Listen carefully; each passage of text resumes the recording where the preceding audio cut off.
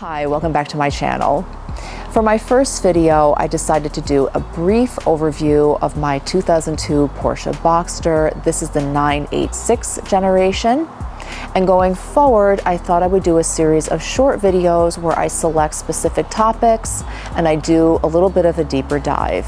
If there's any topics that you are interested in learning more about this Boxster, please let me know in the description below. Let's get started. So for today's video, I thought I would focus on how I discovered this Boxster, what went into the decision-making process, some of the things to look out for, and some of the service that was done to this car in the first year I owned it. So, how did I discover this particular Boxster? Well, it was actually my husband discovered the listing on Craigslist. I have to be honest, I wasn't quite convinced that that was the route we should go, but he called the owners, and as it turns out, they're really great people. They did not live too far away from our home. So one day after work, the two of us drove over there and we took a look at the car. So my first impressions upon seeing the car, I absolutely loved this shade of red. I thought the car really looked great, especially for a 2002. It still looked really sharp. Upon closer inspection, I could see that there was some chipping on the paint, particularly on the front of the vehicle. It needed a new set of tires. So again, all of these things were in the back of my mind, as I thought, all right, she's asking this much for the car, how much money are we talking about having to invest in this car to make it really roadworthy? The interior, although I could tell that the leather looked like it was in decent condition, overall the car was really dirty inside, so I knew it was going to need a really good cleaning. However, all the mechanics work. The windows, the soft top went down easily, came back up. The heated seats were working, the air conditioning and the heat worked, so we were able to try out everything inside the vehicle and could see that it was in working order. So then it was time to take it out for a test drive. It had been sitting a while feel.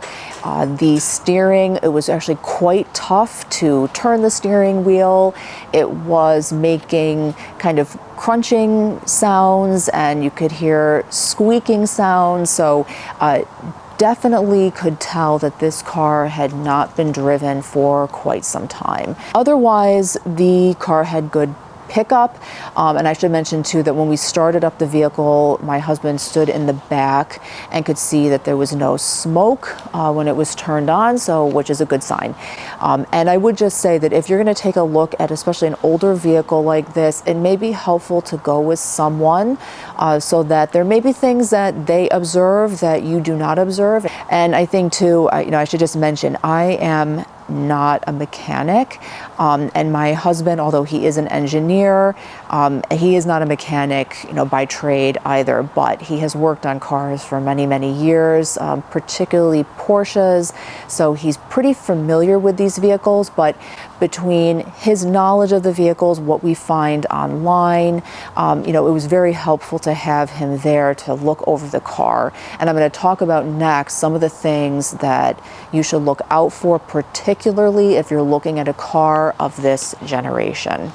So one of the potential known issues with this generation of Boxster is the IMs bearing. If that is to fail, that can be catastrophic to your engine. So that is absolutely something to be aware of and to be on the lookout for.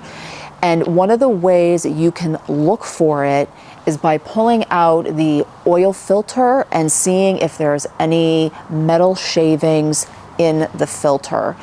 So we did go back and look, there was no metal shavings. I negotiated the price. I mentioned in my first video that was approximately $8,000. So now let's talk about some of the things that were replaced and about how much money it cost me to get this car in a roadworthy state. So I'd mentioned that the tires looked like they needed to be replaced, and that was one of the things we did immediately. We replaced all 4 tires. I'll put a picture up here. I'm not sure how it's pronounced, if it's a Kumo tire, so please forgive me if I mispronounce that, but replace those tires, and it's amazing how much nicer of a drive it was after I replaced the old tires, which were starting to get a little bit of dry rot. In terms of the chip paint on the front of the hood, I will put a picture up here of a couple of spots where I still see some chips of paint, and then I will also put a picture up of where I filled in those chips with something called Dr. Color Chip. And if you go on there, you can put in the code that's associated with the color of your car, and it will pull up the correct color for your vehicle, and in this case it was right on. One of the other things we did almost immediately after getting the car, my husband changed the oil in the car. He used a Mobil 1 synthetic oil, and because he's able to do that, it was somewhat of a saving. So if that's something that you are able to do, kudos to you, because you're going to save a lot of money changing the oil, especially in a Porsche. Last but not least, the cabin and engine air filters, my husband replaced both of those.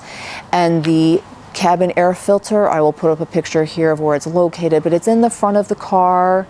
It's really not that difficult to get to, fortunately, so that was a pretty easy fix.